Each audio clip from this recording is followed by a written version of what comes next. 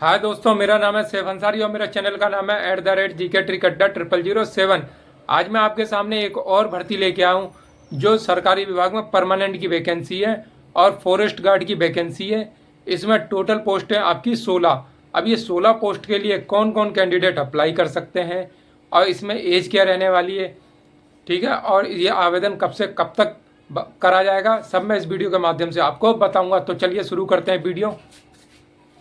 BPSSC Bihar one range अधिकारी भर्ती 2026 पद का नाम है आपकी वनों के क्षेत्र पदाधिकारी। पोस्ट की बात करें, टोटल है आपकी 16 पोस्ट है, सिर्फ 16 पोस्ट पर वैकेंसी आई हुई है। योग्यता, अब देखो योग्यता की मैं बात बता देता हूँ आपको। सबसे पहले योग्यता, आपके पास स्नातक होनी चाहिए किसी भी एक विषय के साथ। अभी मैं आपको विषय भी बताऊंगा। स्नातक तो होनी चाहिए, लेकिन इस फॉर्म के लिए एक विषय साथ में होना चाहिए, तभी आप इस भर्ती के लिए एलिजिबल होंगे। जैसे आपने पशुपालन से कर रखा हो एक विषय, पशु रोग विज्ञान, वनस्पति विज्ञान, भूगर्भ विज्ञान, गणित, भौतिक शास्त्र, सांख्यिकी एवं जंतु विज्ञान, कृषि विज्ञान, वानिकी या अभियंत्रण में किसी भी मान्यता प्राप्त विश्वविद्यालय या समकक्ष डिग्री धारक होना चाहिए। मतलब इनका कहने का मतलब यही है, आपने स्नातक कर रखा हो और स्नातक आपके पास एक विषय होना चाहिए। इसमें से किसी भी, मतलब इतने जो मैंने बताए हैं, इतने सारे पशुपालन, पशु रोग, वनस्पति विज्ञान, इनमें से एक विषय आपके पास होना चाहिए, तभी आप इस भर्ती के लिए एलिजिबल होंगे स्नातक के साथ। अब देखो इसमें, अब मैं आपको इसमें एज की बात बता देता हूँ। सबसे पहले पुरुष की बात कर लेंगे। सामान्य में, सामान्य जो पुरुष हैं जनरल वाले, तो 21 से 37 वर्ष एज होनी चाहिए कम से कम। और अब महिला जो जनरल की जो महिलाएं हैं सामान्य, तो वो 21 से 40 वर्ष तक एज होनी चाहिए, कम से कम 21, अधिकतम आपकी 40 वर्ष। अब देखो पिछड़ा वर्ग की, चाहे पुरुष हो चाहे महिला हो, इनकी 21 से 40 वर्ष तक एज मांगी जा रही है। अनुसूचित जाति, अनुसूचित जनजाति जो महिला और पुरुष है, तो इनकी 21 से 42 साल तक एज होनी चाहिए। तब इसमें मैंने ये तो बता दिया, इसमें योग्यता क्या रहने वाली है, आपकी एज के बारे में भी बता दी, ठीक है। अब इसमें मैं आपको बताऊंगा, इसमें आपका फिजिकल भी होगा। पुरुष के लिए क्या हाइट चाहिए, रनिंग क्या चाहिए, और महिलाओं की हाइट क्या चाहिए और रनिंग क्या चाहिए, वो सब मैं इसी में बताऊंगा। अब देखो, पहले सबसे पहले आयु की गणना 10वीं के आधार पर की जाएगी। 10वीं की जो मार्कशीट है ना, तो आपकी एज काउंट की जाएगी 10वीं के मार्कशीट के आधार पर, ठीक है। अब देखो इसमें फिजिकल के बारे में मैं बता रहा हूँ, इसमें फिजिकल भी है आपका। देखो पुरुष के लिए सामान्य, पिछड़ा वर्ग, अत्यंत पिछड़ा वर्ग, अनुसूचित जाति के लिए कम से कम लंबाई 163 सेंटीमीटर होनी चाहिए पुरुषों की। अगर अनुसूचित जनजाति के जो पुरुष कैंडिडेट हैं, तो उनकी हाइट 152.5 सेंटीमीटर यहाँ पर रहने वाली है, ठीक है। अनुसूचित जनजाति के लिए थोड़ी कम हाइट मांगी जा रही है, 152.5 सेंटीमीटर। अब देखो, अब सीने की बात कर लेते हैं, पुरुषों के सीना की बात, जिसे चेस्ट भी कहते हैं। सामान्य, पिछड़ा वर्ग, अत्यंत पिछड़ा वर्ग और अनुसूचित जाति और अनुसूचित जनजाति नापेंगे आपका 79 सेंटीमीटर, ठीक है। और 5 सेंटीमीटर फुला के तो होना चाहिए आपका 84 सेंटीमीटर सीना, ठीक है। अब हम बात कर लेते हैं महिला कैंडिडेट की। सबसे पहले हाइट की बात करेंगे। सामान्य, पिछड़ा वर्ग, अत्यंत पिछड़ा वर्ग, अनुसूचित जाति जो महिला कैंडिडेट हैं, सामान्य, पिछड़ा वर्ग, अत्यंत पिछड़ा वर्ग, अनुसूचित जाति की, तो इनकी हाइट होनी चाहिए 150 सेंटीमीटर, ठीक है। यहाँ पर 150 सेंटीमीटर रखी गई है महिला कैंडिडेट की हाइट। अब देखो मैं आपको रनिंग के बारे में बताता हूँ। जो पुरुष है 25 किलोमीटर 4 घंटे में क्रॉस करनी है, और महिलाओं को 14 किलोमीटर 4 घंटे में क्रॉस करनी है। यह रेस की बात बताइए मैंने आपको। अब देखो हमने फिजिकल की भी बात कर ली, ठीक है। अब हम इसके एग्जाम की बात कर लेते हैं। इसमें आपके एग्जाम होंगे 2। सबसे पहला प्रश्न पत्र 1, इसमें 50 MCQ होंगे आपके, मल्टीपल चॉइस क्वेश्चन। इसमें 100 अंकों का सामान्य हिंदी का होगा, ठीक है। प्रत्येक प्रश्न 2 अंक का होगा और गलत उत्तर के लिए 0.2 अंक काटा जाएगा। मतलब कहने का इनका मतलब यह है कि इसमें नेगेटिव मार्किंग भी है, तो पेपर बड़ा ध्यानपूर्वक करना है आपको।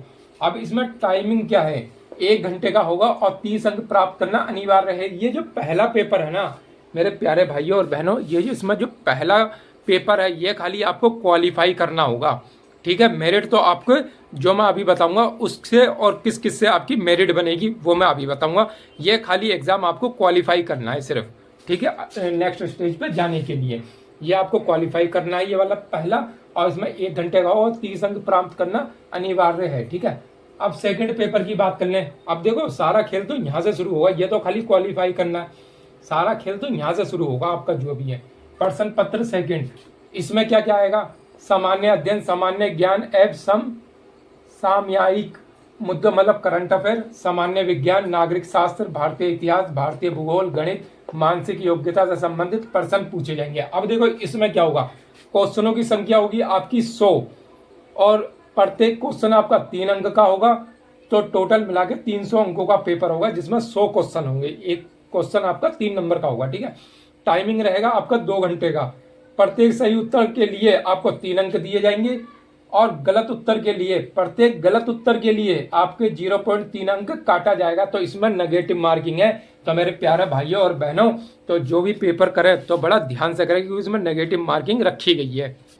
अब देखो मैंने, अब इसमें जो आपका लास्ट राउंड से जो गुजरोगे वो सबसे मोस्ट और इम्पोर्टेंट है, वो है आपका इसमें इंटरव्यू, ठीक है। इंटरव्यू होगा आपका पूरे 50 नंबर का, ठीक है। तो देखते हैं, साक्षात्कार मतलब इंटरव्यू, वनों के क्षेत्र पदाधिकारी के पदों पर नियुक्ति के लिए उनकी योग्यता का आंकी जाएगी, उनकी योग्यता आंकी जाएगी। साक्षात्कार कुल अंक 50 अंक का होगा भाइयों और बहनों, आपका इंटरव्यू जो होगा वो पूरे 50 अंकों का होगा, ठीक है। अब आपकी मेरिट कैसे तैयार की जाएगी वो देख लो। जो मैंने बताया, पहला पेपर जो है आपको सिर्फ क्वालिफाई करना है, और जो सेकंड पेपर है साक्षात्कार प्लस लिखित परीक्षा जोड़ा जाएगा, दोनों के योग के आधार पर अंतिम सूची तैयार की जाएगी। आपके इंटरव्यू और लिखित परीक्षा जो मैंने बताई है सेकंड पेपर, वो जोड़ के आपकी मेरिट, अंतिम मेरिट तैयार की जाएगी, ठीक है। तो आवेदन शुरू 16 तारीख 7वां महीना 2026 से ये फार्म भरने शुरू हो चुके हैं और अंतिम तिथि 16 तारीख 8वां महीना 2026 तक ये फार्म भरे जाएंगे। अब देखो इसमें सिलेक्शन की मैं बता दूं कैसे कैसे होगा।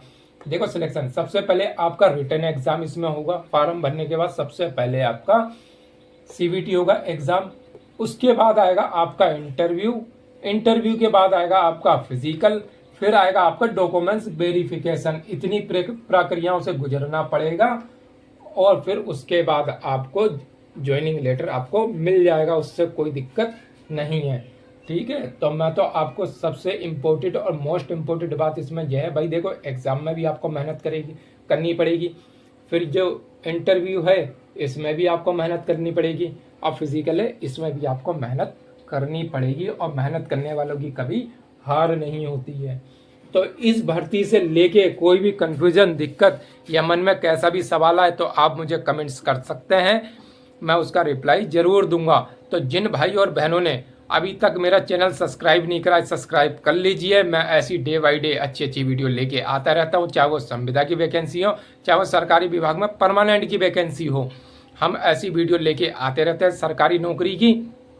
तो मेरा चैनल का नाम है @GK Trikada 0007।